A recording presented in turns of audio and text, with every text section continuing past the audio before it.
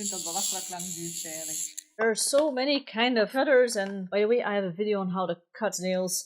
I'll put them in the cards here above and at the end of this video, so you know how to do it safely. If you got the right tools, you'll make it much easier. That's what I'm going through in this video. I will test all of these and I will let you know which one I prefer. In my opinion, there really are 4 different kinds of nail cutters.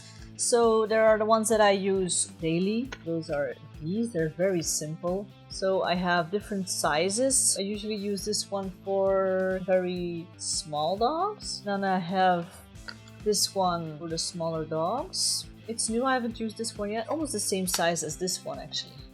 So don't know if I'd switch that around. Guess it's more what shape you like in your hand anyways. Then I have my trusty big one for the bigger dogs. This is a really sturdy one. I've had this one out of the package in my practice since the beginning, same with the smaller one. So I've had that for almost 8 years now. You buy it once and I don't think it's gonna break anytime soon or get blunt or anything. So I really like these ones. They're not overpriced either, so that's a plus. Let me show you how this looks in practice. Then we have this one, the guillotine. I'll show you it out of the package. So the guillotine, I'm not the biggest fan of because you have to really aim to get the nail in the guillotine.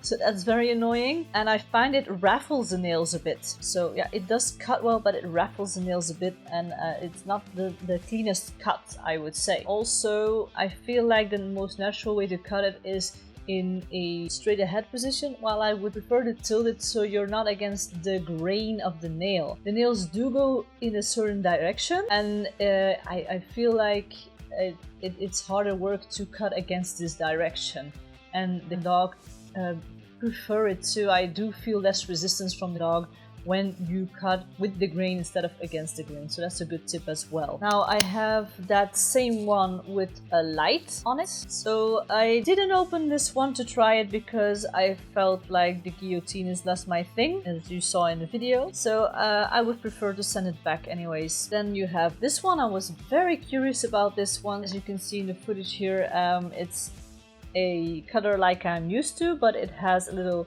cap to capture the nails in, and it has a light so you can see the blood vessels, so you have less chance to cut in them and then make your dog bleed. So I like that. So let's see what that brings in practice, in real life.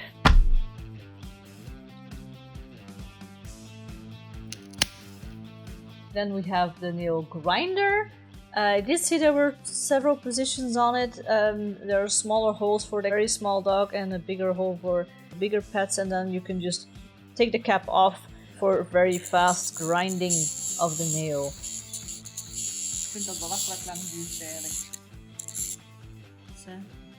En stinkt. My conclusion, I don't like the guillotine at all. It raffles too much. The grinder I'm not a fan of. I feel it pulverizes a bit too much. It is handy to cut off the extra layer that is right underneath the nail right here. But you can just do that with your nails as well. These dogs were sleeping for something like a hysterectomy or castration, and that's when I cut the nails as a small favor to my clients, so that's why I taped it this way, so you can see it very well. But I don't think an awake dog will like it, the grinder. I think it will take too long. I tried it on my own nail. It's a very annoying feeling on the nail. It is very quiet. The sound is the same sound I used, so I didn't alter the sound or make it lower. It is a very quiet thing, but I think I would use it more for finishing touches and maybe more on the dog. All these are not expensive at all, as you will have seen when I labeled them the price that they were. So my final decision on dog nail clippers is still the same as before. I'd say I still prefer my trusty ones because I feel like they're very sturdy, they're very sharp. I don't think they're gonna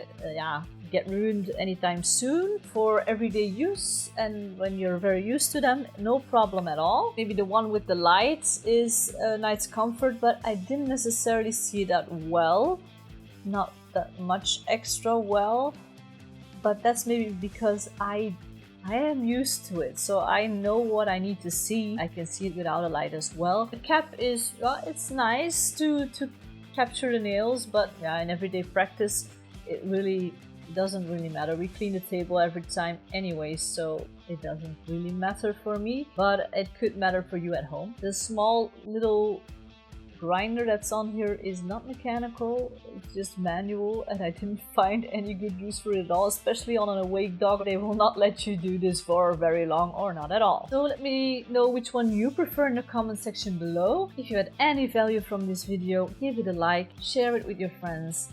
And if you need to still learn how to cut the nails, click here or here. Let's keep your furry friends happy and healthy together, and I'll see you in the next video.